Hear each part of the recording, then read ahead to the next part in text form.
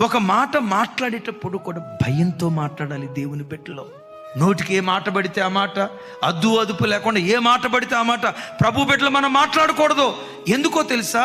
రేపు తీర్పు దినాన నోటి మాటను బట్టి దేవుడు తీర్పు తీరుస్తాడట.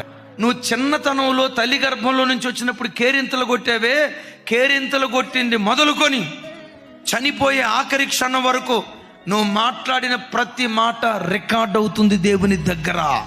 ఈ కాలంలో మనం మాట్లాడిన మాటలు ఫోన్లో రికార్డ్ అవుతున్నాయా లేదా? నేనంట మనిషి తయారు చేసిన ఫోన్కే ఇంత టెక్నాలజీ ఉంటే మనిషికి ఆ జ్ఞానం ఇచ్చిన దేవుని దగ్గర ఇంకెంత టెక్నాలజీ ఉంటుంది?